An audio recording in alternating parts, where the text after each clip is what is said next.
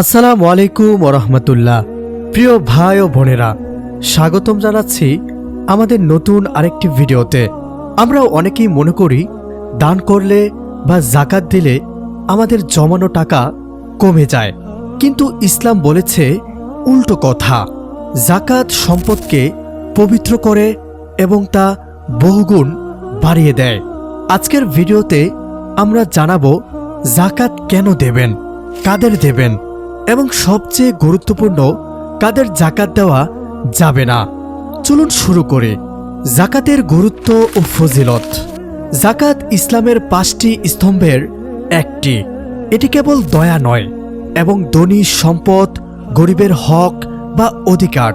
আল্লাহ তাআলা পবিত্র কোরআনে বারবার নামাজের পাশাপাশি জাকাতের কথা বলেছেন।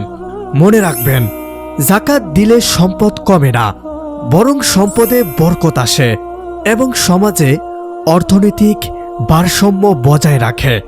জাকাত কাদের দেবেন? পবিত্র কোরআনের সূরা তাওবার জাকাত পাওয়ার যোগ্য 8টি শ্রেণীর মানুষের কথা বলা হয়েছে। আপনার জাকাত কেবল তাদেরই দিতে পারেন: ফকির, যাদের একদমই কিছু নেই; মিসকিন, যাদের সম্পদ আছে কিন্তু প্রয়োজন মেটানোর জন্য যথেষ্ট নয়; জাকাত আদায়ের কাজে নিয়োজিত ব্যক্তি, যদি প্রাতিষ্ঠানিক কোনো ব্যবস্থা থাকে; নও-মুসলিম বা ইসলামের প্রতি অনুরাগী ব্যক্তি, যাদের হৃদয়ে জয় করা প্রয়োজন; দাস মুক্তি, বর্তমানে এই প্রথা নেই বললেই চলে; ঋণগ্রস্ত ব্যক্তি, যিনি ঋণ পরিশোধ করতে পারছেন না; আল্লাহর পথে জিহাদ, যারা ইসলামের প্রচার ও প্রসারে নিয়োজিত; অসহায় মুসাফির, কোনো ব্যক্তি সফরে থাকাকালীন বিপদে পড়লে তাকে সাহায্য করা।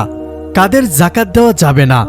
সতর্কতা: জাকাত দেওয়ার ক্ষেত্রে সবচেয়ে বড় ভুল হয় কাছের মানুষদের নিয়ে। মনে রাখবেন, নিজের ব্যক্তিদের জাকাত দেওয়া জায়েজ নেই।